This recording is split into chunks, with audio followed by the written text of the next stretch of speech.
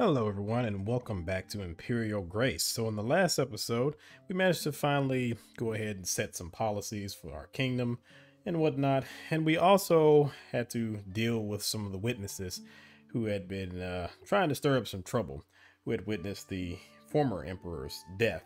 So now we're going to have to contend with other things as well, as including our coronation and so on and so forth. So let us continue forward. Your Highness, Your Highness.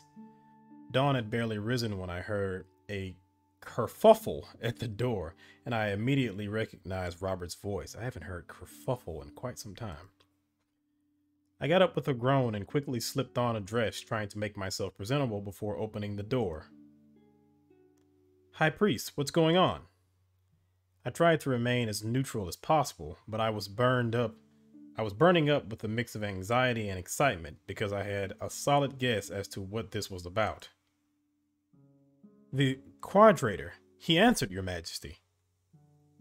Nervous, he handed me 2 letters bearing the recognizable seal of His Holiness. Your name is written on them. I didn't dare open them, Your Highness. Exhilarated, I looked at the 2 pieces of paper that were about to seal my future. One seemed official, while the other was explicitly for my eyes only. I would have liked to have been alone when reading them both, but clearly it had not taken Robert all he had not. Oh God, I screwed it up badly. I would have liked to have been alone when reading them both, but clearly it had taken Robert all he had not to break the wax seal on the official letter, and he now stared at me impatiently.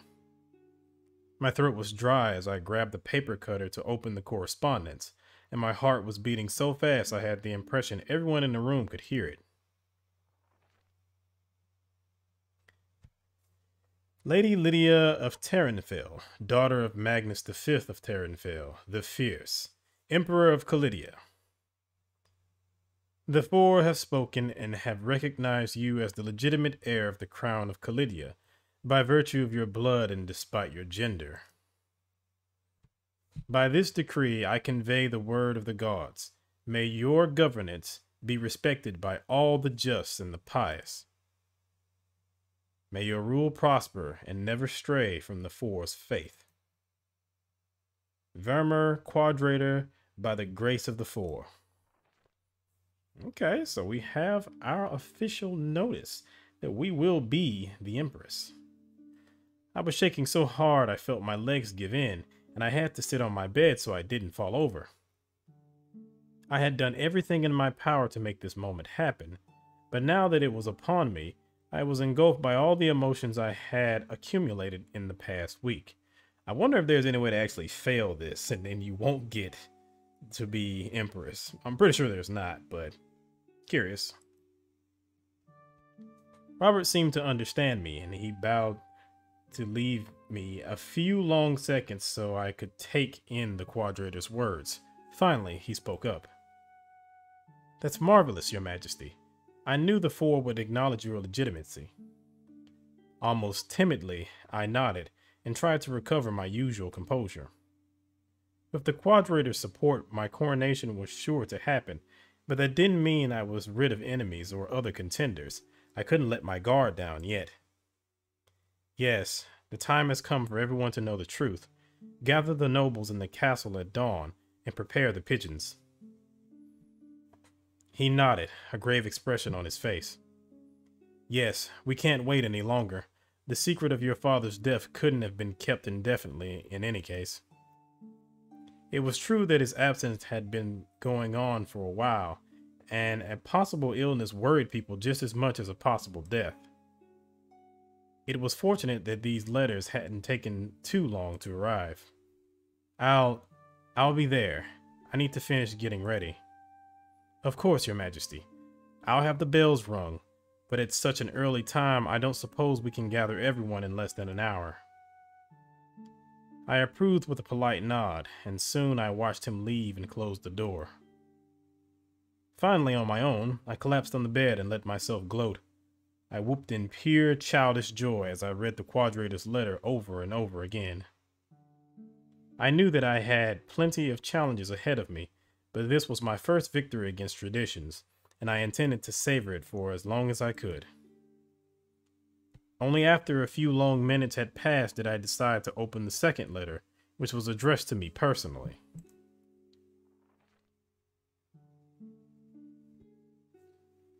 Lady Lydia of Terranfell, thank you for your generous donation to Meridian's great temple. Please know that I never forget my friends. I'm sure we'll get along marvelously. Vermeer Quadrator, by the grace of the Four. You have the nerve to put that at the end? Happy with my decision, I sighed and carefully put the letter away into my desk. Pretty promises were easy to forget. I could perhaps use the parchment to remind him of his support one day, or to show to some reluctant noble just how popular I was with one of the most powerful men on the continent. In any case, I believed that my actions had managed to sway him, and I was quite proud of that. Now it was the court I had to sway, and I knew this wasn't going to be an easy task. Spring, day 18, afternoon.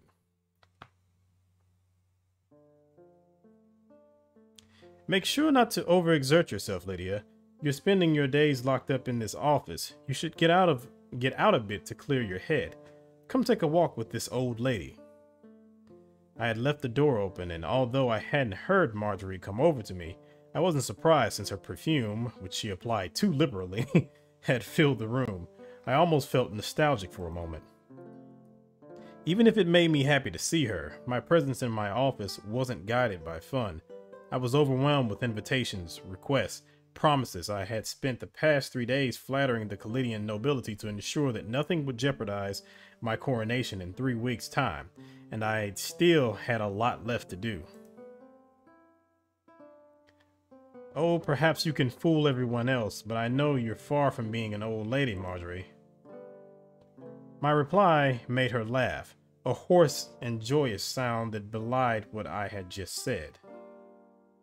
Oh, I still have the same quick wit I had when I was 20, but I'm afraid my whining bones disagree with you, sweetheart. Come on, don't be cruel. You already broke my poor heart when you didn't let me in on the secret. I put my quill down with a sigh and closed the inkwell, hoping its content would not dry out. She had taught me many things, and even if I had grown stronger than her in a few areas, it was obvious that she still used guilt like no one else. She almost made me feel bad for hiding my father's death from her. You know full well I didn't have a choice. The information had to be disclosed to as few people as possible. I know, sweetheart, but I would have liked to be there for you. These past few days mustn't have been easy.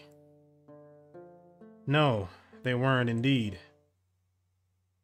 You know, besides the fact that you were jumping for joy that your father was dead, but alright. As promised, I quietly walked by Marjorie's side through the garden, but we couldn't take one step before some servant or noble offered me their condolences. I'm so tired of pretending to be sad. I know your father was a man of many flaws, but he was your family, your blood.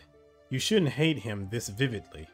It's not healthy, especially now that he's dead. No, that's too easy. You can't just die and expect that all your mistakes will be forgiven. That's fair. She sighed, and I decided to change the subject before I had to listen to another lecture on the importance of family bonds. But since we're speaking of forgiveness, I need your help. Suspicious, she frowned, although she kept walking calmly between the flower beds. I would like it if you gave me Faircastle. Faircastle? Firecastle. Okay, we'll continue. That old dilapidated fortress. What for? So Marjorie's a noble? Pretending to admire some insects that were flying around the planters, I hesitated for a few seconds. I needed the fortress to buy the Ferrum's loyalty, but Marjorie held a deep hatred for them. Who's the Ferrum? I didn't like lying to her, but I couldn't run the risk that she'd refuse my request. Tell her the truth, even if she won't like it, or keep things vague. Interesting. In this case, I honestly don't know. Because on the one hand, telling her the truth, they seem like they're close enough to tell her the truth. But then at the same time, if the first thought for the Empress was to keep the secret of her father's death from her, then maybe I shouldn't tell her. And then at the same time, I don't know anything about the farm, so is there anything in here about the farm? Also, this is a gigantic map, Jesus. It's a lot bigger than I thought. I don't see anything over there. That is the menu, which we will return from. I do remember seeing in the trailers and stuff that there was a codex and stuff. So maybe because this is not the final game, this is just a demo, that it's not in there. And I'm sure there'll probably be some explanation in the final game. I'll keep things vague for right now. You're the one who taught me to keep my cards close to my chest. All I can say is that it's a strategic location from the perspective of 3 separate duchies, and that I might need it. What? Like you said, it's been left to rot ever since the Farum revolt. It's nothing more than an old pile of rubble on steep and barren land. You won't miss it. She frowned, but shrugged. Do as you wish. Having an empress owing you a favor isn't a bad thing, after all. Okay, now I don't know if that was a good decision, because she's going to be pissed when she finds out what I'm using it for, and she's probably going to call for a big favor now. So that might have not been a good idea.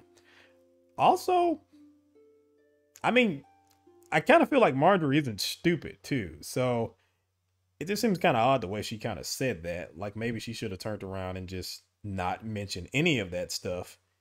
Because in a way, she kind of said that in a way where it was like, yeah, I mean, you know, you telling I'm just going to hide things from you. But if you notice what I'm saying right here, here, and here, then there you go. But, you know, okay. Thank you, Marjorie. I knew I could count on you. Relieved, I finally let out the breath I hadn't released. Relieved, I finally let out the breath I hadn't realized I'd been holding. Knowing the affection Marjorie held for me, I knew that I'd end up convincing her. But as I had a meeting with the Farum heir in 4 days, I didn't have a lot of room for errors. With one less issue weighing on my heart, I continued my walk with a bounce in my step, forgetting for a few minutes the court's problems and plots.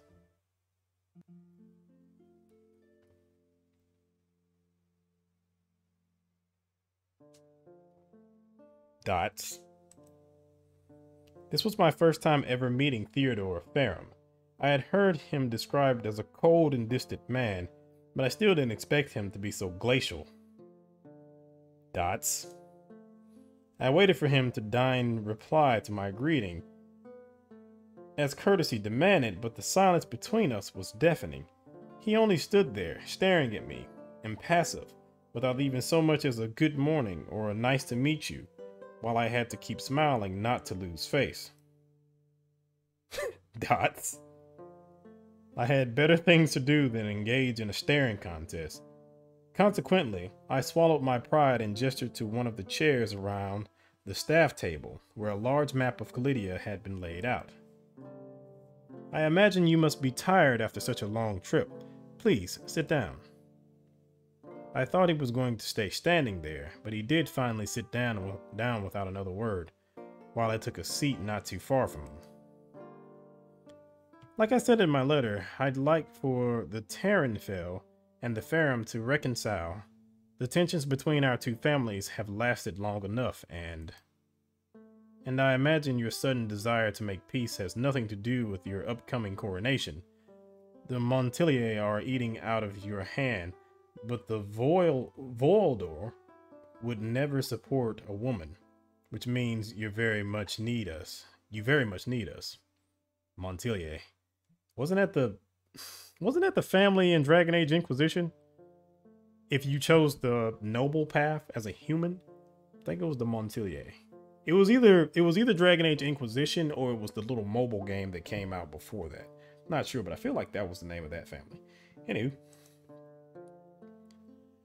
coming as he was from a lineage with a somewhat barbaric reputation, he had done a fairly clever analysis of the situation, but I didn't let that stop me. Very much need is a bit strong. Should I remind you that I have the support of the cardinals? The people will follow me. That said, I do wish for my coronation to go as smoothly as possible, and the rest of my rule as well. I'd like to avoid bloodshed if at all possible, and I fear that the ancestral enmity between our two families might lead us to just that. Neither you nor I was born when the Farum revolt took place. It's up to us to decide if we want to perpetuate this cycle of conflict or if we want to build something new. He took on a thoughtful expression and observed me with renewed interest. It's easy for you to forget. You're on the side of the victors. You haven't been rehashing your resentment for 20 years. Precisely. Wouldn't it be easier for you to forget as well, especially if it's been haunting you for that long? Dots. Even if we were inclined to consider your offer of reconciliation, how could we trust you? I won't give you a history lesson, but that revolt didn't happen for nothing. He was following me exactly where I was leading, and it took me some effort to repress a smile and keep a businesslike countenance. Firstly, I'm not the same person as my father or my grandfather. It's unfair to distrust me as a result of their actions. And secondly, I'm ready to make a gesture of goodwill, if the Farum are ready to make one as well. I'm listening. If you openly support my ascent to the throne, I'm ready to return to your family the fair castle, citadel, and the lands that go with it. This time, I savored the true surprise in his eyes when I handed him the deed I had taken in the time to prepare. As you know, it was confiscated after the revolt, since it's located at a strategic crossroads between Terranfell and Montilier. I thought it would be a strong gesture to return it to you, but also quite a symbol of trust. After glancing over the signed pledge, Theodore looked at me once more, with defiance this time. There's no doubt that my family will appreciate the gesture. I was already basking in my victory when he continued, his voice cold. But as for me, it only makes me see that you're one of those politicians ready to use every dirty trick in the book if it will give you what you want. What? How? I have been warned that you are the rightful heir of that snake who used to lead the Montilier, but now I'm seeing it with my own eyes. So yes, indeed, we will accept your offer and support your coronation, because unlike you, we stick to our word. But you should know you're not fooling me. I'll remain at the palace to make sure you don't stab us in the back as soon as you've achieved your goals. Well, that's pretty damn harsh. And if that was the case, I wouldn't have gave you shit. In the end, his analysis of the situation, or indeed of my character, wasn't as clever as I had thought. I was ambitious, there was no denying that. I wasn't shy about it either, but my desire to make peace was just as sincere. Stay at the castle if you wish. Dukes are welcome here at any time, but you'll get eaten alive by the court if you always speak your mind so plainly, my lord. He shrugged condescendingly before getting up. Oh, I'm very capable of defending myself, Majesty. I just choose not to use the same venom as you do. That doesn't mean I don't know how to protect myself from its sting. No one liked being called a snake, but even if it was unpleasant to be treated with such hostility by someone to whom I had never done anything, I had gotten what I wanted. I didn't wish to risk making him change his mind by starting an argument. Time will tell. I do hope you'll change your mind about me, but as long as the Farum uphold their end of the bargain, you're free to think whatever you like. Don't say that as if you were doing me a favor, Your Grace. Even empresses don't have dominion over people's thoughts. And in order to keep me from having the last word of our pointless sparring, he immediately turned on his heel and slammed the door. Furious, I was engaged in deep breathing exercises when Alden walked in. How did things go with Theodore Ferrum? I shrugged with a sigh. I suppose it was all right. At least the Ferrum should support my coronation. That's all that matters. How about you? Did you manage to convince Leon? Like you said, he won't support you. He thinks, and I quote, it's a load of nonsense. If we let this happen, next thing we know, all the little ladies in Voldor will be getting ideas. My brother will agree with me on this." I was already quite upset, and I very much wanted to hit something, but instead I settled for fiercely crumpling up an old draft that was lying about. Knowing the man, I guess this would be coming. Have you at least convinced him not to openly oppose the coronation? Yes, as you suggested, I implied that a civil war wouldn't be good for business, and that you were easy to manipulate. Was that enough? Yes and no. The man's smarter than I thought. He took this as an opportunity to claim the position of treasurer. Treasurer? Look at him go. Since he believes you're incompetent, he thinks that the only way for him to ensure that the country stays on the right track and that the Voldor's economical interests are preserved.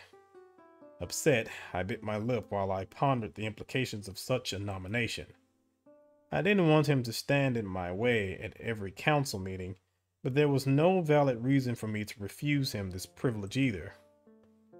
I imagine before asking for that position, he encouraged the current treasurer to retire. That's correct. A pretty house by the seaside is waiting for him, and now he can't wait to be gone. I imagine we don't have a choice then. I'll summon Leon tomorrow and pretend to be a naive ingenue who's happy to let him take on big responsibilities. I sighed heavily, and Alden took a step towards me, his expression worried. Are you sure you'll manage? Manage? No offense meant, Your Grace, but I know you. I fear it will be quite hard for you to play the role of a naive and fragile lady in front of him, especially in light of the obvious contempt he's always directing at women. Clearly, this won't be a barrel of fun, but I've spent my entire life pretending to be less dangerous than I am. I should be able to tolerate it, just this once. He might have some nasty surprises down the line, however. I trust you then. Spring of the day 25. Now see, if it was up to me, I would have just kind of built up a military and been like, all right, you got two choices. Either you can fight or you can just do what I say. You know, that's the type of stuff I do. That's just me. Your Grace, news of your nomination to the throne has spread quickly. We've received a letter addressed to you from the Queen Maeva of Assyria. My respects, Empress Kalidia.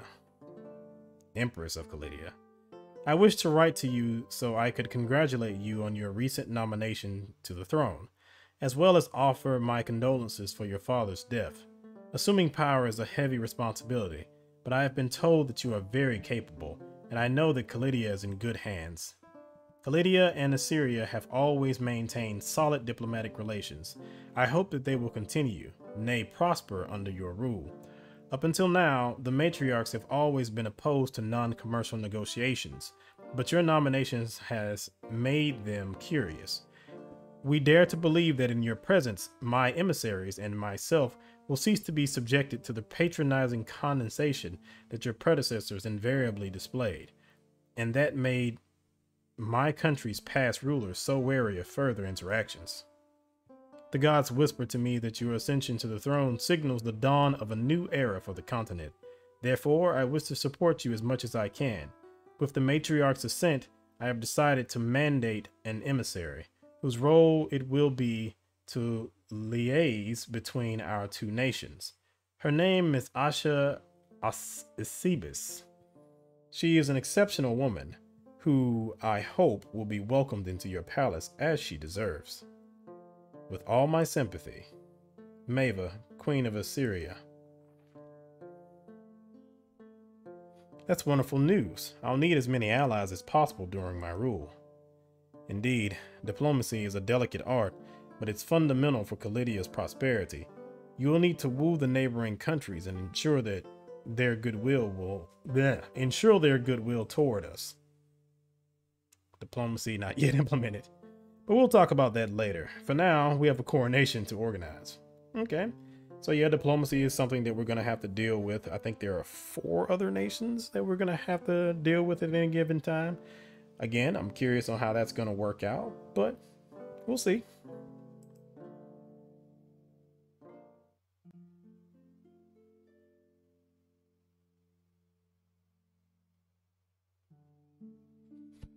The big day had finally come. Impatient and nervous, I paced my bedroom while checking my hair and my outfit for the umpteenth time. Nothing was easy, as per usual. I was supposed to display poise, elegance, and grandeur, all while remaining humble. All right then. Despite all that, I felt ready and dignified, and I only waited to hear from Alexander, who would escort me, since my father wasn't in a state to do so. Time was passing by at an infuriatingly slow pace when finally he knocked and walked into the room, clad in his ceremonial attire. That armor and the pompous cape that went with it didn't suit him, and I suppressed a smile when I saw him squeezed into it. "Ready, Your Grace?" Almost timidly, I nodded while he politely bowed to let me pass in front of him. Then he followed suit, respectfully walking one step behind. "Her Grace Lydia of Terranfell, Princess of Calidia, blessed by Myriad." I closed my eyes and savored this title that I was hearing for the last time. When the herald would announce me next, I would be Empress of Calidia. I didn't remember having ever seen the throne room this packed. Clearly, when I had been told that the entire castle had gathered here, it hadn't been an exaggeration. To try and hide my nervousness, I walked at a slow pace, my head held high, my eyes leveled at the throne. But my curiosity slowly got the better of me, and while I tried to remain as dignified as I could, I let my gaze wander discreetly in search of familiar faces. Alden, of course, stood right next to my throne, his face impassive, but his eyes bright enough that I could see the pride reflected in them. Robert was there too, my future crown already held in his hands. He did his best to appear as imposing as his function required him to be. In the noble sections, I recognized Leon of Voildor, surrounded by his family and conversing with other nobles who were vaguely familiar to me. To my surprise, I also spotted Theodore, leaning against a pillar, his glooming aura seeming to hold people at bay, so that he wasn't drowning in unknown faces. So he's a Sunundari. Interesting. As I passed by her, Marjorie gave me a smile, and I felt her perfume reach me, calming me despite its loud scent. Finally, the last steps stretched before me, and I suddenly realized that I couldn't hear the crowd's hubbub anymore. The only sound was my heart beating in my temples. Ceremoniously, I knelt in front of this crown that was still forbidden to me. Soon, I had cause to praise whomever had the brilliant idea to place a small cushion under my knees. The blessings were proceeding at an infuriatingly slow pace. I listened to them with only half an ear, but I still displayed my most serious and focused face to honor the solemnity of the ceremony. The day before, Robert had asked me if I wanted to celebrate tradition by taking the name of one of my predecessors, or if I'd rather start my own dynasty. Ooh. That's tough. Keep your name or honor your ancestors. I mean, in a certain way, you know, we're supposed to be all about being different and stuff like that. Then again, honoring your ancestors probably would help us out with the people and stuff like that. You know, nationalism, all that stuff. Eeny,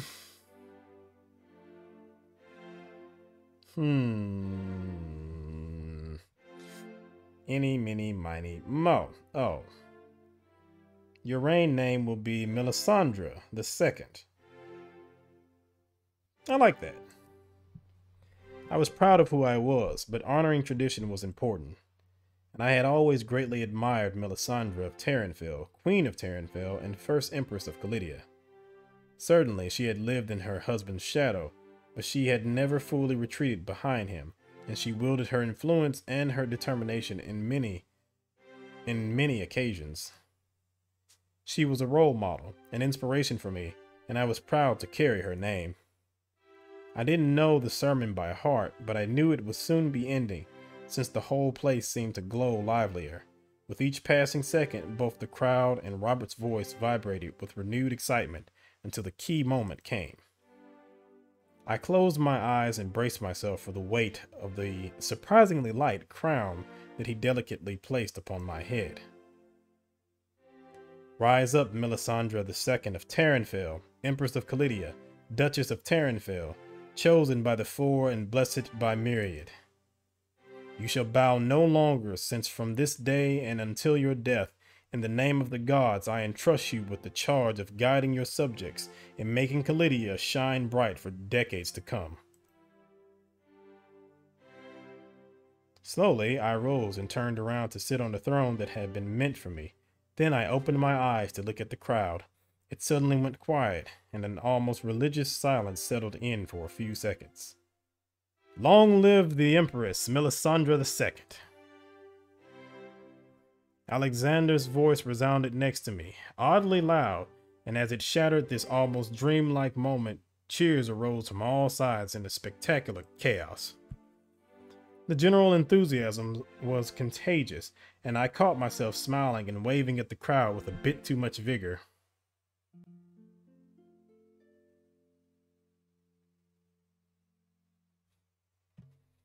All right, we are crowned. The party was in full swing, and if it was still beaming, my head was starting to hurt with the incessant solicitations of people come to pay their respects.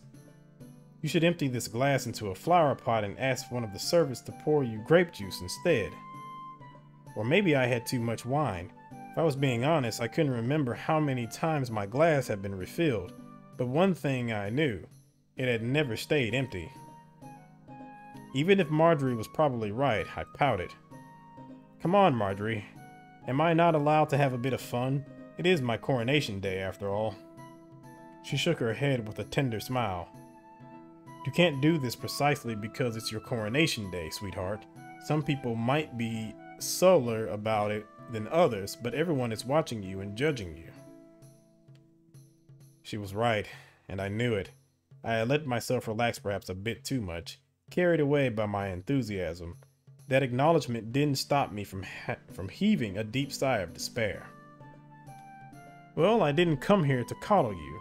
I know you're perfectly capable of managing the situation. I just wanted to officially congratulate you. No one deserves this title more than you, and you will make an incredible empress. Her face sparkled with pride and affection, and I felt my heart melt under her praise. Her opinion had always mattered a lot to me, and I felt myself go back to the little girl I once was, who always sought her approval. I hesitated for an instant, but finally I let myself gently hug her, making sure not to spill my glass on her in the process. Thank you, Marjorie. Thank you for everything. She kindly stroked my hair, and I stayed in her embrace for a few moments, just long enough to regain control of my emotions, which were threatening to make me cry. She gently patted my back to remind me of my duties, and I finally let go of her, my face now wearing a more neutral expression. Go on, sweetheart. I won't keep you any longer. People are queuing to talk to you. She was right. As much as they tried to hide it, many people stood nearby, waiting for an opportunity to pounce on me as soon as I'd be free. The quickest to the mark was a young woman I had never seen before. One look at the pretty dreadlocks she sported, decorated with small golden jewels, told me her background. Magnificent coronation, Your Grace. Her melodious accent convinced me I was right, and I flashed her a courteous smile. Thank you, Lady Asha, are you not? She seemed surprised for a second, then her face lit up. Well, I'm flattered you recognized me before I could even introduce myself. I don't know who spoke of me to you, but I do hope they said good things. She gave a small laugh, as if to brush off this pleasantry, which I knew had a much deeper meaning. After all, I had indeed heard a lot about her, both from Queen Maeva, who had warmly recommended her to me, and from Robert, who had tried to paint her as an ungodly heathen and temptress the minute she had set foot in the capital. Of course, your queen keeps showering you with praise. Then allow me to return her kindness and to tell you how fantastic Maeva is. She'll make a formidable ally. Her familiar way of talking about her ruler made me quirk an eyebrow, but I didn't mention it. After all, Assyrian customs were much different from ours, and her relationship with her queen was none of my concern. As long as she didn't use the same casual tone while talking about Kalidian nobility, there would be no issue. In any case, I do hope Kalidia is to your liking, Lady Asha. Unfortunately, I still haven't had the time to visit your beautiful lands and to taste your many specialties. Therefore, the question may be a bit premature. She gave me a smile, but it didn't reach her eyes, which made me see that her answer was an elegant way to not speak ill of the place without lying. Now that it was my castle and my nation, it did upset me a little, but I couldn't be mad at her for finding the place a bit drab. My father had never had a keen eye for interior design. I was about to ask her more futile questions when Robert stepped into the space between us.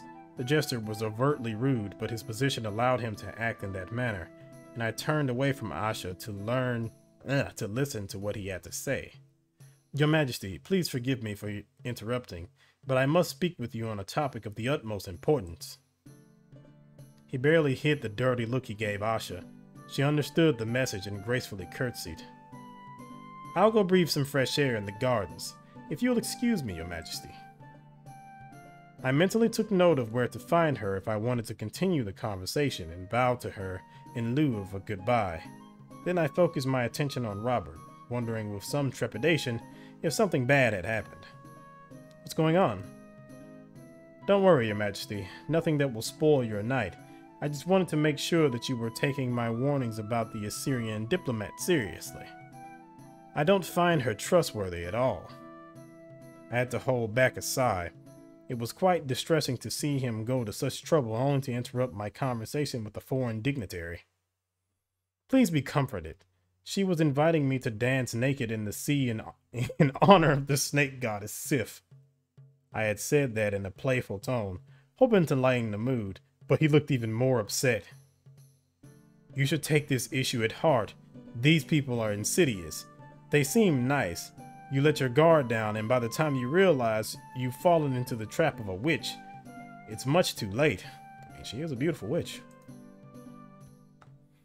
I didn't have the patience to hear more of this, and I took an offended expression. Do you believe my faith could be so easily shaken, High Priest? Taken aback, he immediately softened and apologized profusely. I relaxed in turn. I'm taking note of your worries, and I promise I'll be careful. But you must also understand that you simply cannot say such things about a foreign guest, especially not in public. This could have serious diplomatic consequences. He scowled once more, but didn't say a word, politely bowing instead. I understand, Your Grace. A short silence passed between us before he turned away, mumbling something about prayers he had to make. For the first time of the night, I'd found myself alone, and no one came to talk to me, perhaps for fear of getting caught in the fallout from this tense conversation. I enjoyed that respite and decided to go talk to... Now I have to choose. Let me see. Should I choose the heathenist woman, the childhood friend, or the Sunundari Duke? I will choose the Sunundari Duke. Mr. Grumpy. He wasn't hard to spot since he was nonchalantly leaning against a wall in the most deserted corner of the throne room, snubbing the drinks as well as the buffet. A few ladies were oogling him, but they didn't dare come close, and I could understand them. His gloomy face wasn't inviting me to chat with him either, but as Marjorie had reminded me, These kinds of parties weren't meant for my own enjoyment. They too were tools of the political game. It mattered to strengthen my bonds with the Farum, and even more to show the court that our enmity was now in the past. Lost in his thoughts, he didn't seem to see me until I leaned back on the cool marble wall right next to him. "The party isn't to your liking, my lord Farum?" If he was surprised, he didn't show it, and he raised his eyes to meet mine before scanning me from head to toe. I'm not particularly fond of these displays of vanity, no. That was certainly a take on things, but it didn't give me much room to react. I grew thoughtful as I considered what I should say, unsure how to communicate with someone this closed off. The idea struck me when I heard the tune of a waltz floating through the air. I immediately straightened up. "You should invite me to dance." It was worth it, if only to see his stunned face. In fact, he seemed so shocked that his scowling gnome-like mask disappeared, making him look surprisingly fragile. "I beg your pardon?" "You said it yourself. We're in the middle of a show, and appearances are everything. I can see that you're not willing to chit-chat, but people are watching us.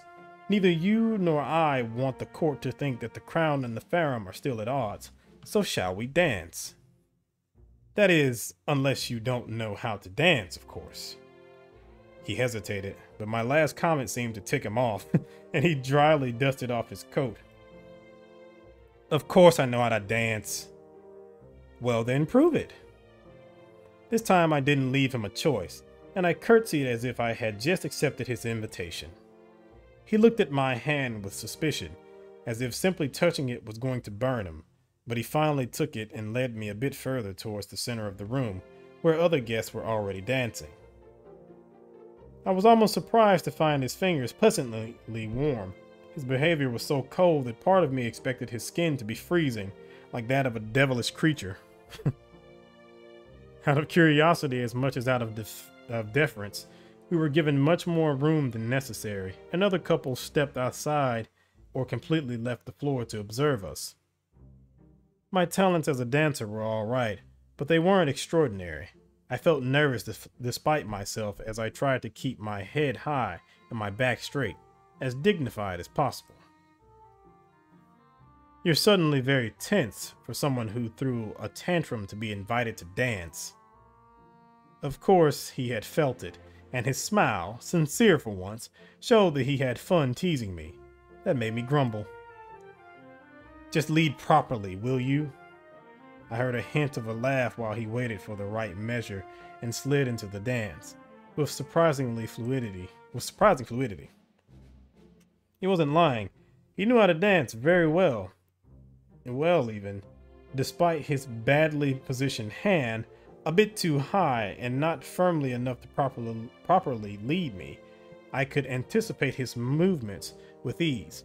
He was a good guide, and his own gestures were precise and gracious. On the one hand, I was glad that everything was working out, but on the other, it bothered me a little to acknowledge his merits. Compliment him or make him tighten his hold?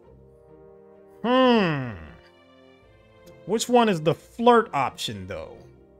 I feel like it's to make him tighten his hold. Grab the cheeks. I mean, her back. Yeah. Since he hadn't been shy about teasing me, he deserved to get a taste of his own medicine.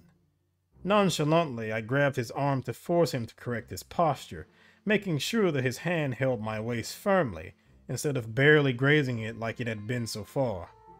My gesture seemed to throw him off, and I felt him falter for a moment, threatening to make us lose the perfect rhythm that he had imposed.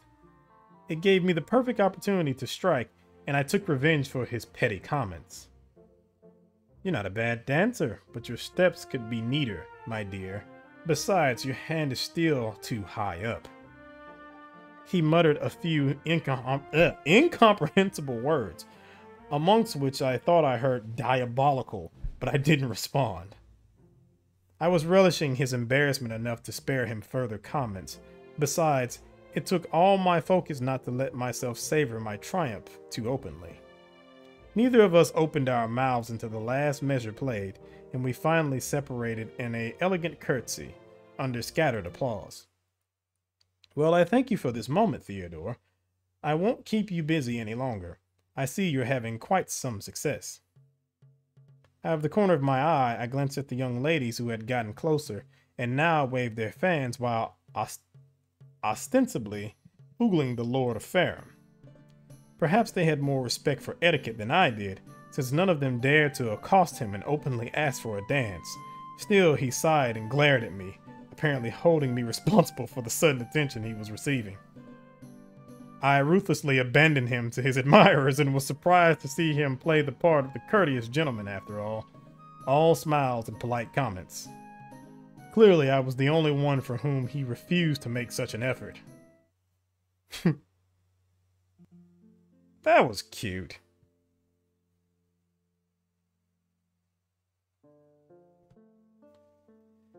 Your Grace, as you surely know, an essential task that comes with your role as a ruler is to listen to your subjects' petitions. They have accumulated since your father's death, and even before. He was never very fond of that duty. Now that you've been crowned, you'll need to dedicate them a fair share of your time. It's especially important because the other advisors and myself have gotten used to lodging petitions on matters that require your attention but do not fit into the council's agenda. Explain it to me. All of this is very new to me. I won't say no to further explanations. Petitions are matters that require your informed judgment, whether they pertain to trials, grant requests, or other various issues. The other advisors and myself are usually tasked with submitting them, but we may also pass on requests coming directly from your subjects. I divided them into two stacks, urgent affairs and current affairs. Of course, urgent affairs must be attended as soon as possible.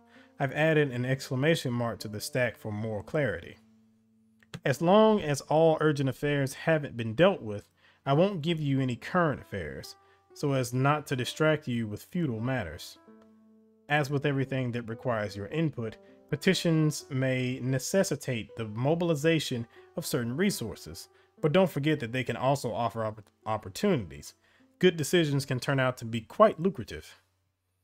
Finally, you must keep in mind that improving the living conditions of your people will ensure their affection for you and, in the long run, will contribute to the realm's prosperity.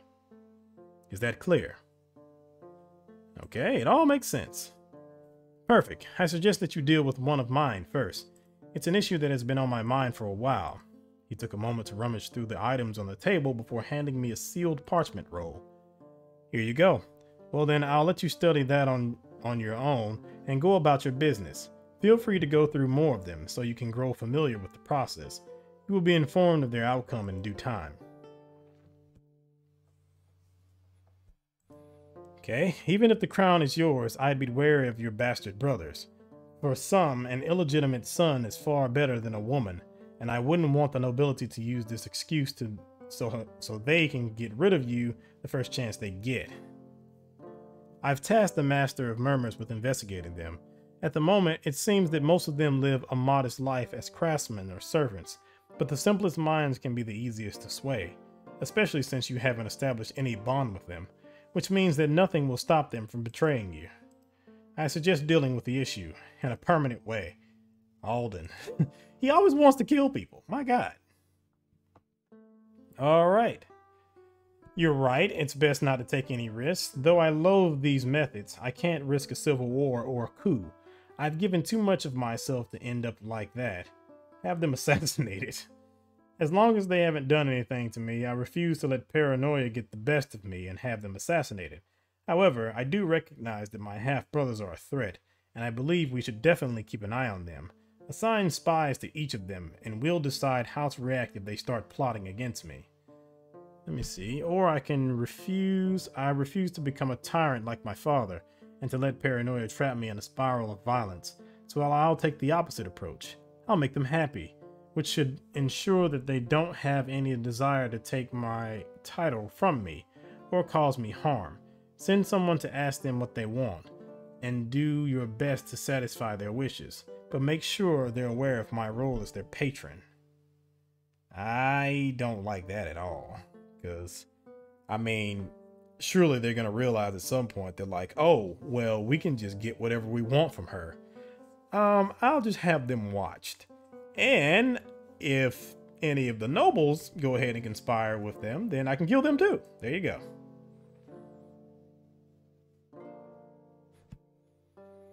Your Grace, all our spies are in place, and for the moment, they haven't noticed anything suspicious. Following the first report, I've decided to set up increased surveillance around Aaron Villas, who appears to be having a fling with the daughter of a local lord, and Yassine Locadonier, as he is at the Count of Viroy's court. I'll keep you updated on the situation's evolution. Master of Murmurs. Okay. Let's do petitions. Your Grace, forgive me for bothering you with such trivial matters, but I am in need of your impartial wisdom. 2 farmers from my village, Guthanok and Raparza, who own adjoined land, have been harboring a burning hate for each other for years, but as of late, their scuffles have escalated to a troubling extent. Rapars has just poisoned all of Guthanok's goats. He claims that he did so in retaliation of his neighbor's actions. The latter appears to have deliberately led his goats to his neighbor's field so they could graze on it and destroy part of the harvest. During his interrogation, Guthanok claimed it in turn that he was taking revenge for the destruction of a fence, and so on and so forth. It never ends. It's impossible for us to determine who started the fight, and attention show no signs of subsiding. This kind of reminds me of the first kind of thing you run into if you play 10 Star. So in 10 Star, choice of game that I've mentioned several times on this channel, your first actual situation that you run into as a marshal is these 2 farmers that one of their cattle gets killed because the cattle goes too far onto the fence, and you're trying to investigate to see what happens. And it basically turns out that both of them were wrong, or you can choose that both of them are wrong. So yeah, it kind of reminds me of that event to a certain degree. Fadilla, our priestess, has tried many times to act as a mediator, but to no avail. My sermons are just as useless. We've tried appealing to our Lord's justice, but he's been away from his lands for a few months now.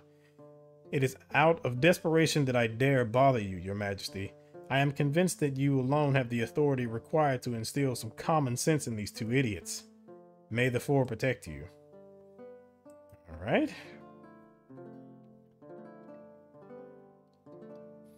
What shall I do? I don't have the time to solve petty squabbles. Find the local lord and tell him to take care of these ridiculous fights, which seem to worry the mayor so very much. Since it's impossible to know who truly started the fight, we'll have to turn to the gods. Tell Priestess Fadilla to flip a coin in order to determine which of the 2 farmers should be punished. Thus, Myriad will speak.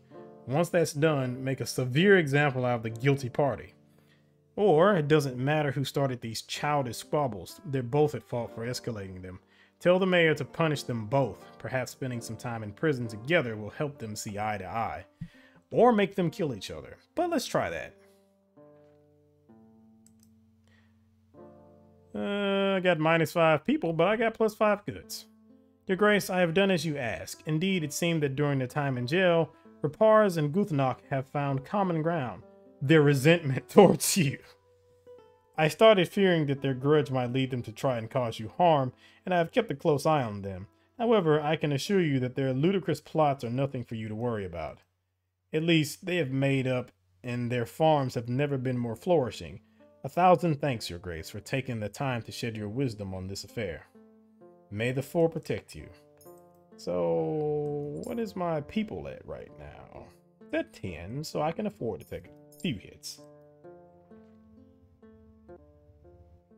Alright, we have one more action, so let's try policies. Oh. I'm going to leave this alone. Yeah, let's just leave that alone for right now. So, another petition. Your Grace, the scholars would like to expand the Academy of Estheric in order to welcome more aspirants. The numbers grow every year, and besides, the Dean would like to extend the duration of some training courses, as our knowledge in some fields has deepened and become more detailed over time. The scholars have raised the required funds thanks to several generous donors, but since the academy is located in the very middle of the capital, its expansion requires raising some of the shops and lodgings that have been built around it. The people are not thrilled at the idea. With or without your help, the academy will prosper, but it is always good to foster one's friendships. High Priest Robert. Displacing a few stalls and lodgings is a small price to pay to expand our academy, and thereby increase the splendor of our influence throughout the world. I'll enact a decree to authorize this expansion, and I'll make sure that the people are decently rehomed. Let's see. I understand the importance of offering a quality education to our scholars and future scholars, but that cannot be done at the expense of the people's comfort. We will build another academy away from the center so that it has all the room it needs to grow in the future. The crown will fund the additional costs generated by such a construction. Oof. That's a lot. I don't know how much that is, but I'm sure that's a lot. The safety of my people is my priority. The academy has always fared well under its current mode of operation. I'll have to find other solutions to adapt its education. Well, it'll have to find other solutions to adapt its education. Dig basements, open up annexes. When there's a will, there's a way. Let's try this. How are my coffers? Okay, so we do have money still. The Cardinals are creatures of habit, and the idea made them gnash their teeth at first, but they quickly saw all the advantages of erecting a new structure and are now impatient to see their new building come to life.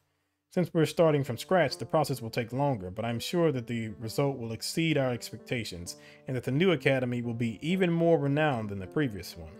High Priest Robert. -5 people, +10 nobility, +1 good, +1 money, +2 faith, +1 army, +3 influences.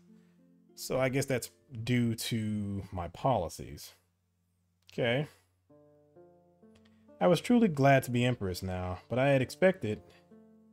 I had expected, I hadn't had a single moment to myself since my coronation. There was an endless and continuous stream of people paying their respects to me, and of more or less futile issues to solve. Even if I was happy to finally be able to exercise my power legitimately, I also felt that I needed a break. Thus, after taking care of most urgent matters, I had decided to take a moment to relax in. My bedroom. You'll talk with Alexander. The gardens. You'll talk with Asha. The library. You'll talk with Theodore. This is for some romancing, Any, mini, miny, mo. So Theodore. Okay. I had always appreciated the serene atmosphere in that place. It seemed like the ideal spot for a break. Well, as long as I didn't get tangled up in history books or tomes of military theory.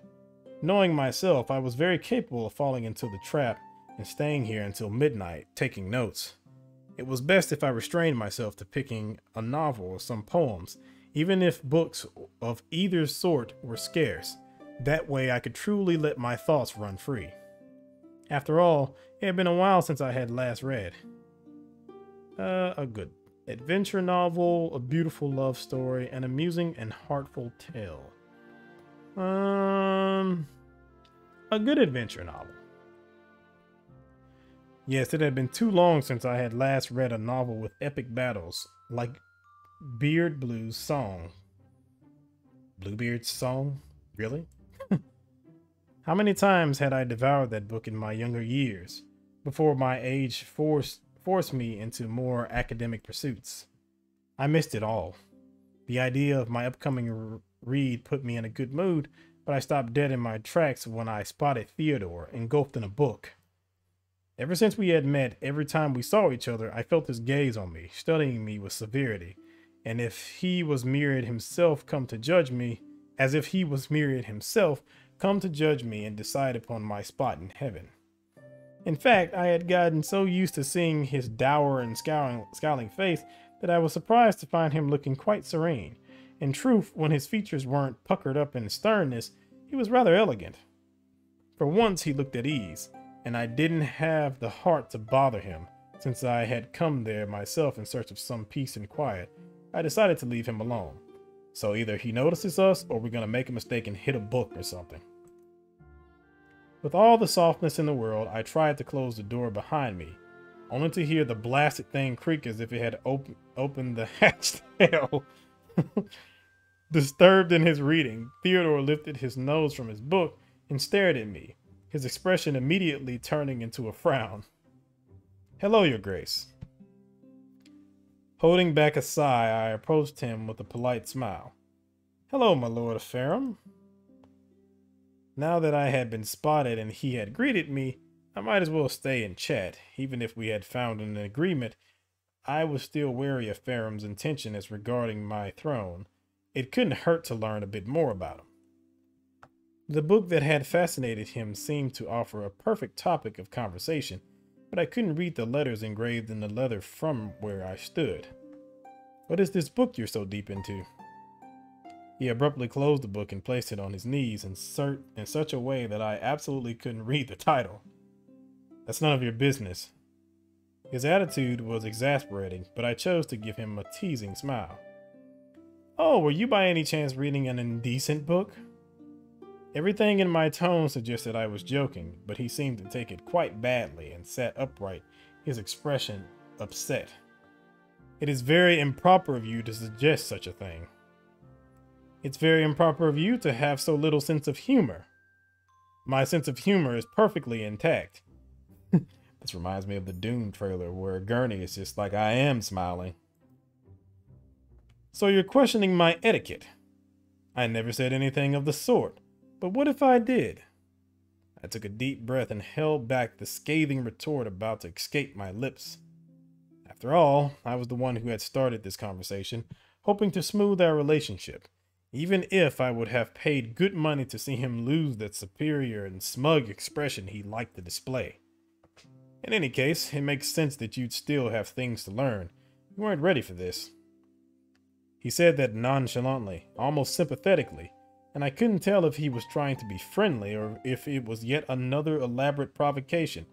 In any case, he had managed to rile me up. That's what Tsunanderes do. You cannot take the bait. Move beyond the bait. Transcend the bait. "I beg your pardon." "You heard me. Stop acting as if you're a powerful heir who can carry the entire nation on her shoulders." "I'm not a fool. You've been kept away from the court for half your life. In truth, you don't have the slightest clue of the mess you've gotten yourself into. You've led a privileged life, without any difficulties, away from the plots and issues of your kingdom. Now that your father's dead, you've taken the first chance you had to steal his crown like a vulture." All right, that's a little bit rude. Also, you haven't met her friends yet, because they really like assassinating people, or at least trying. "I'm sure the throne was still warm when you decided to sit on it." This dude. "All right, Tsunandere, you're being rude." He wasn't wrong about the last point, but I couldn't tolerate his half-baked insults any longer. "Be careful with your words, Theodore. You're getting dangerously close to royal treason." My father was assassinated abruptly.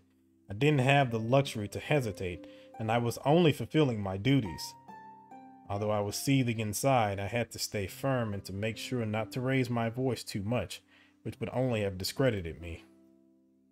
"Your father was assassinated because he was greedy for power, because he was cruel, and because over time he had made too many enemies to count. You're his flesh and blood. What could possibly convince me that you're not like him, that you're truly acting out of duty?" Was that the crux of the issue? He thought I was like my predecessor? The simple idea of it made me nauseous. "Have you met him at least? I seriously doubt that. If that were the case, your insolence wouldn't have had you thrown in prison on the spot." Or would have had you thrown in prison on the spot.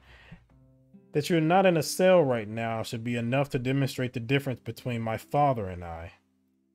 But I imagine it'll be hard for you to believe me, whatever I say. It's extremely difficult, even impossible, to make someone who's already formed an opinion change their mind." I'll admit I'm disappointed in you. I thought you were an educated man, but clearly you're backwards enough to judge me on the blood that flows through my veins rather than on my actions. I mean, you have tried to assassinate a few people, and you were literally plotting as your father was rotting before he was in the ground. But, you know, whatever, man. As for my privileged life, what do you know of it? You've never been a woman in a world ruled by men, a queen in a world of kings. You're a beloved son, destined from birth to become the head of your family. On the other hand, I've been kept away from my birthright, and I had to fight to get even the tiniest sliver of power. And now you dare tell me I'm privileged? I had managed to keep my composure, but anger and sarcasm vibrated powerfully in my voice, and that appeared to shut him up. I think you're feeling threatened by my rule, but if this can make you feel better, right now I don't intend to waste my energy on people who already have everything, especially not on account of resentments that predate my birth. The changes I will make them for my people, for the farmers who work my lands, for the women and children who will forge the futures of the empire. Reminding myself of my own convictions had calmed me down a bit, and I felt my body relax while I continued. And you know what, Theodore? You're right. I'm more than happy to be Empress. It's a dream come true, a dream for which I have fought because I wanted to earn this position. You think I'm naive, that I believe ruling is easy, even though wearing the crown still won't stop people like you from questioning my legitimacy. I know it's hard, Theodore, because things have never been easy for me. You clearly know nothing of my life, and yet you don't hesitate to criticize it. Before you presume to tell me I have a lot to learn, you should consider expanding your own knowledge. Even if I had calmed down, I still felt out of breath, and my heart beat too loudly in my chest. Rather proud of my tirade, I was going to gracefully turn around and leave him there, astounded, but he recovered much faster than I had thought. With a peaceful gesture, he put down the book he had been holding on his knees onto the table. Then he got up so he could better take a bow. I may have underestimated the hurdles you have to overcome and the efforts you've had to make. I hadn't expected him to admit he was wrong, rather than attacking me again, and I stayed quiet. Things haven't been as easy as you've implied for me either, Majesty, but I suppose it would be hypocritical of me to act offended now. His tone had softened, but I was still on the defensive. Nonetheless, I tried to make my voice sound as neutral as possible. You suppose right. I believe in hard work, in what is earned through sweat and tears. Even if I'm still unsure of your abilities, you're right. I should at least give you a chance to prove your worth. I'll rule with dignity because that is where lies my duty as an empress, not because I believe I have anything to prove to anyone, especially to you. Of course. Since I didn't want to throw fuel on the fire, I didn't reply, and he bowed before leaving the library, accompanied by the insufferable creaking of the door. All because of the door. Alright, so I have some more actions to deal with. Oh, I could have just skipped that. I'll do one more and then I will skip the policies and stuff. Your Grace, we've noticed that a few of the beams that hold up the servants' quarters are currently rotting. The situation can still be salvaged, but if we let the mold spread, the beams will surely give out and the ceiling might fall down. I think we should act quickly. Leon Voldor.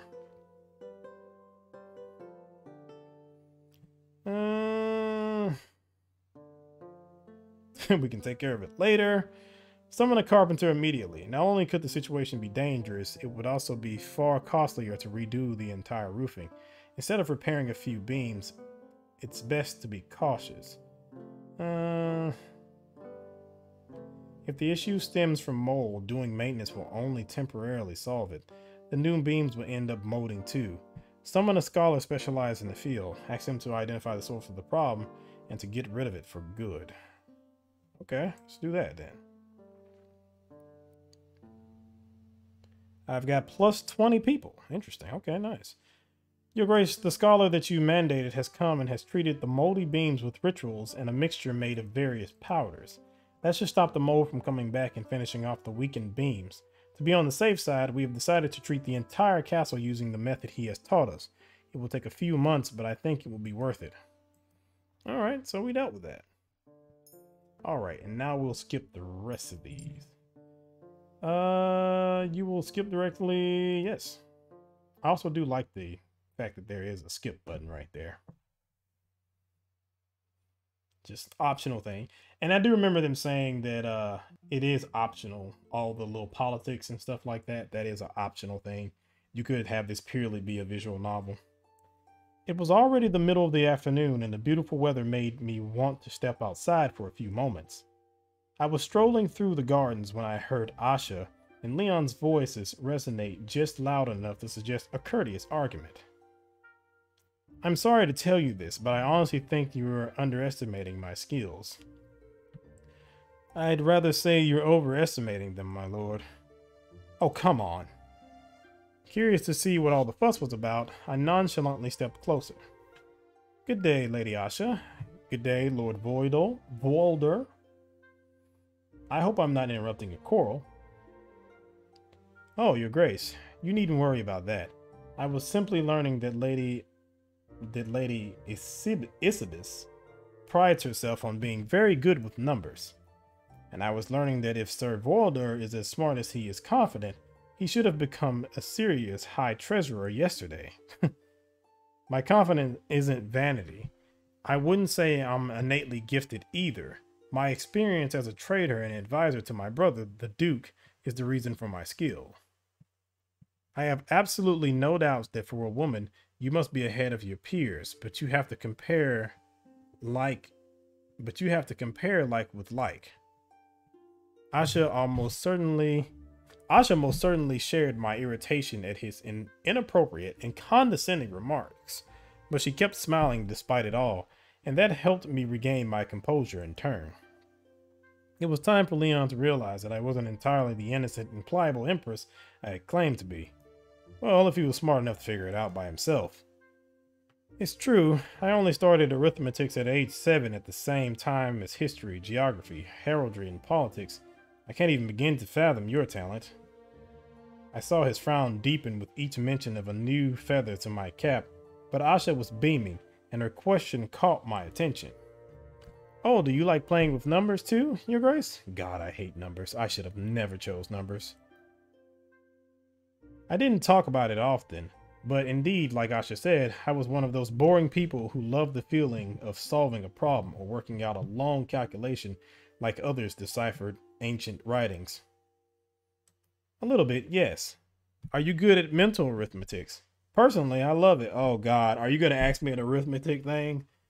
Oh man, please don't make me look bad. Please don't make me look bad. I'm not too shabby. Personally, I'm unbeatable at it. I'm spending half my days on transactions that need quick thinking. Oh God. Asha politely smiled at him and pretended to include him in the conversation, but she had a glimmer of challenge in her eyes that was clearly aimed at me. So, can you quickly tell me what's 15 times 8? Oh my God, of course. Of course you would actually ask me some math problems right now. Jesus Christ. 15 times 8, that is 120, I think? Her question surprised me, but with the right method, the calculation wasn't very complex. It didn't take me long to answer. 120. Oh yeah, it is right, okay. That wasn't very hard. True, but everyone needs a warm-up. I wouldn't want to give you a migraine, my lord. Oh great, wonderful. There's more of this. He nodded, and the hidden jab that he had failed to notice made me hold back a giggle, while my competitive spirit was getting fired up. Not only would it be marvelous to beat Leon of Voldor fair and square, and my pride would never recover from a defeat, but I also felt that Asha might be a formidable adversary, which made me want to proceed with the game even more. What's 22 squared? 484. She didn't hesitate for a second, and I quirked a brow in curiosity. and admiration, all the while going through the maths in my head to conclude that her answer was accurate. But how, without leaving a single second for Leon to recover, Asha immediately pressed on with the challenge, her eyes trained on me. 7,848 divided by 12. It took me several long seconds to reach a result, and Leon beat me to it just as I was getting there. 654. This time it was our turn to be surprised. To my great shame, I had been convinced that he simply liked to boast and that he couldn't hold a candle to either of us. I promised myself not to underestimate him going forward, and he asked another question, raising the bar, and so on and so forth, until after the 10th round, we almost needed minutes to solve the calculations. In fact, I was so taken by the game that I briefly forgot my dislike of my treasurer. Only the outcome mattered, and I was winning. I was having so much fun that I could have gone on for a while if Asha hadn't gently reminded me of my duties. Well, if we were to continue, I'm afraid we might get into an hour-long demonstrations and revolutionize mathematics. We shouldn't rush our contemporaries. I propose we settle on a tie. The words made me chuckle, and Leon and I both acquiesced to her suggestion. In truth, I hadn't planned on taking such a long break. Besides, this has whetted my appetite. I would be keen on one of those little cakes your people bake so nicely. Would you like to join me for a snack? Unfortunately, I don't have time. I would have been delighted otherwise. I understand it's a queen's burden to be overwhelmed. Well, I'm up for it. Actually, I've brought some sweets from my regions. I think you'll like them very much. Asha politely accepted his offer, and after a final curtsy, they walked away. Alright, and we will skip this one as well. This demo is a lot longer than I thought it was going to be, actually.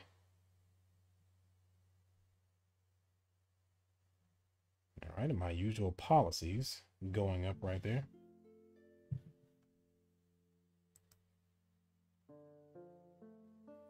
The days passed by in a blur, all similar to each other. New petitions to manage, new events to participate in, influential people to flatter.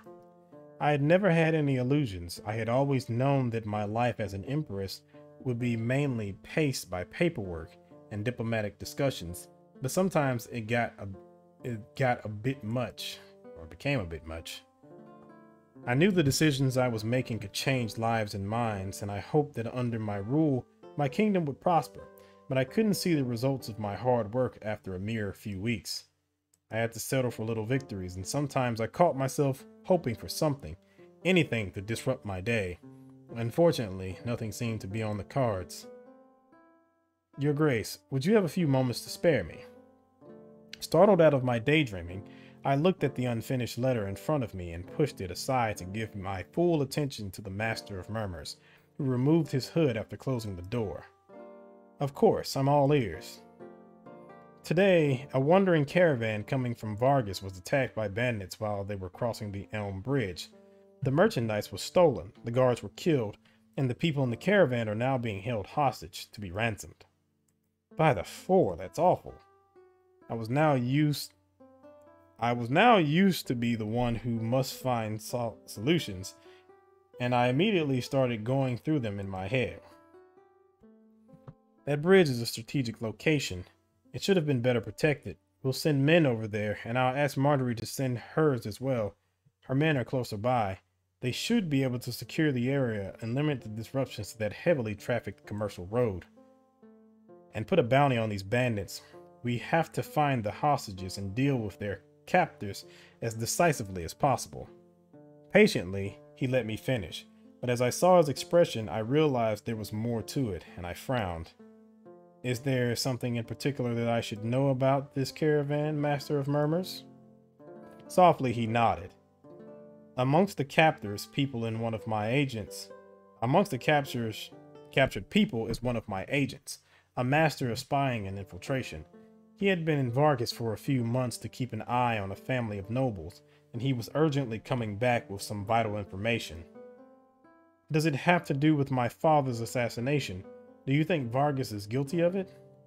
No, at first glance, there's no connection. Your father's assassination is still under investigation, even if I have to admit that at the moment we're somewhat stalled. Then what is this about? That's precisely the issue. I don't know. Apparently, it was crucial information. My agent has always been excessively prudent. He feared that his mail might be intercepted, and therefore he was reluctant to send me written information, even if our messages are always coded. So, you're telling me that one of our spies who infiltrated Vargas has been captured not far from the borders while he was coming back with information of the utmost importance, and that you have no clue what that is. Finally, now that the four had decided to grant my wish of a little more excitement, I started regretting wishing for it in the first place. The situation didn't bode well. That's correct. Like you, I do find this coincidence suspicious, but we can't be sure of anything. If they just wanted to cover their tracks, they could have simply killed him right then and there, as well as the guards. Maybe they just got rid of the body. We can't exclude that possibility, but we've received a demand of ransom addressed to his family, like the other four hostages. I don't know. Well, in any case, we have to clear up this situation quickly. Do we have other agents stationed in Vargas who could try to learn what our spy knows? A few, yes, but I'm afraid that they won't be discreet enough if they were to approach the same people. The decision is yours to make. Oof. I know it's dangerous, but we still have to try. It's far too dangerous. We better play it safe. The agents should stay at their current post.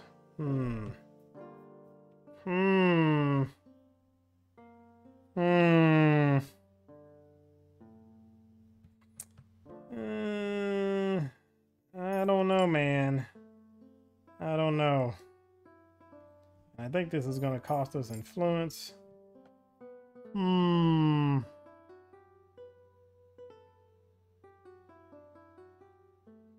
Yeah, let's go ahead and try it. Very well, Your Majesty. I'll order them to follow the same tracks as the agent, but he had been there for months. I doubt they can obtain quick results. I know, but if this information was crucial, we don't have a choice. We have to try. I understand, and for the bandits, what shall we do? I took the time to think and weigh my options before making a decision. Do we have any information whatsoever on these bandits? If they are who they pretend to be, they've been active all over the territory and always follow this pattern, but we know little about them. For the time being, we have no idea of their whereabouts or who their leader is. Are they trustworthy? I mean, once the ransoms have been paid, will they truly release the hostages? So far, yes. They've kept their word. They're bandits. They should die. For the time being, we have no proof that this was a setup. We have to believe at the very least that our agent is alive. If they're known for keeping their promises, the best course of action is to pay the ransom without further discussions. Bullshit. We can't continue letting these bandits live on our lands. Even if they're known for being trustworthy, I absolutely do not trust them. And I don't want to pay ransoms all over the place.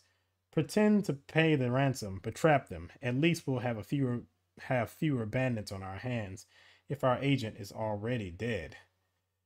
I believe that this situation is far too uncertain to engage resources. If it's a trap, we'll lose more lives, and I refuse to finance the bandits. Even though it'll cost me, the only thing that we can do is have faith in the agent and his abilities. No. But let's get these bandits killed. -5 people. Very well, Majesty. I'll go talk to Alexander and prepare an ambush. We'll keep you appraised of the situation's evolution. Hopefully it'll go better than the last time Alexander tried something.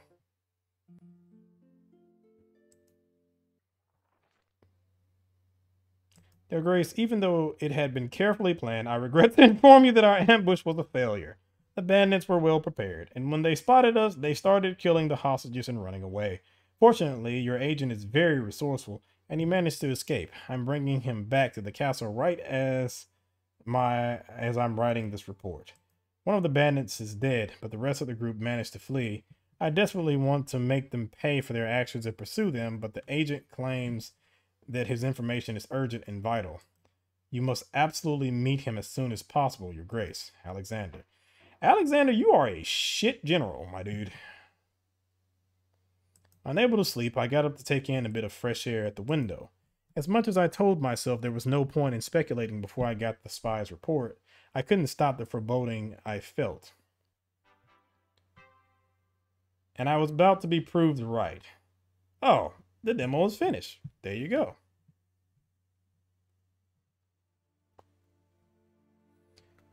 All right. Also, there's another thing about this game too. There's a online mode and an offline mode. So I guess the basic way to kind of describe it too is that the online mode is kind of like if you ever played Persona 5 and I think Persona 4, if I'm not mistaken, where you're a part of the Thieves Guild, I think it's called, or the Thieves Den or something like that.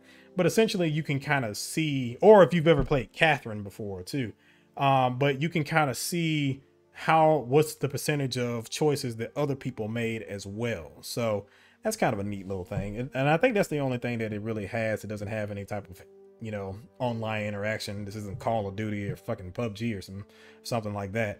But let me see. The witnesses. You and 36% of players have decided to bribe the witnesses. A greedy soldier. You and 100% of players have decided to threaten the soldier Brunhin, who tried to blackmail you. Investigation in Vargas. You and 63% of players have decided to send other agents to keep investigating.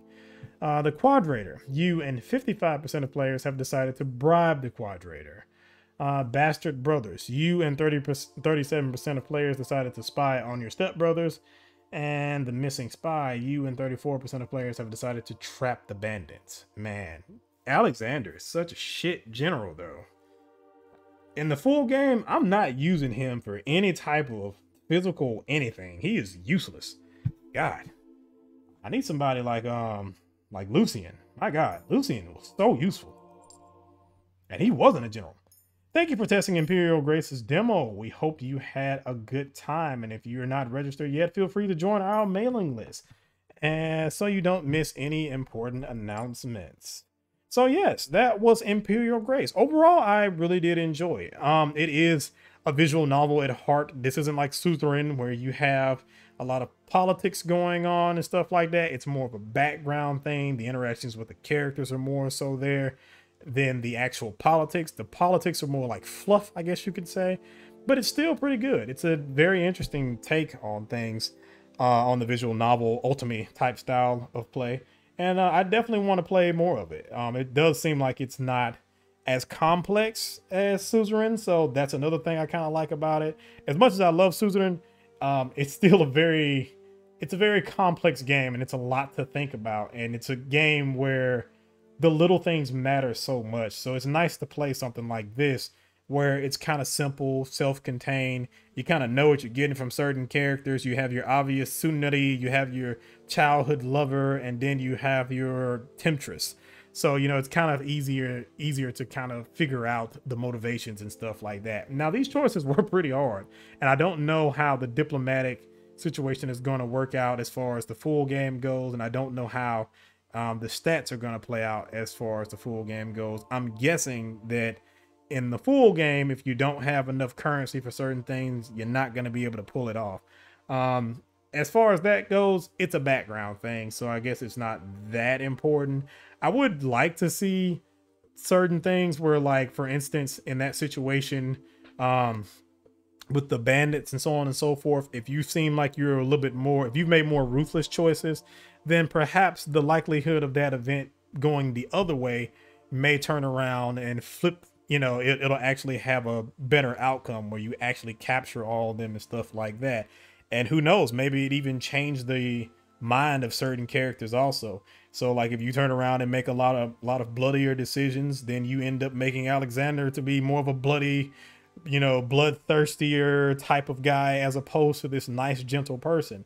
Same way with Theodore. Like if you turn around and do more conniving things, then maybe he ends up being more conniving and instead of being a nice guy or something like that. So it would be nice to see certain kind of variations like that. But again, this is a demo. I have no idea how this is going to play out, but I do like it. But if you want to go ahead and check this out for yourself, feel free to check it out. I will have a link in the description where you can go ahead and go to the Steam store page and pick it up. I don't think the demo's been out for long, but yeah, you can definitely pick it up. And I think it's also on itch.io as well. So yeah.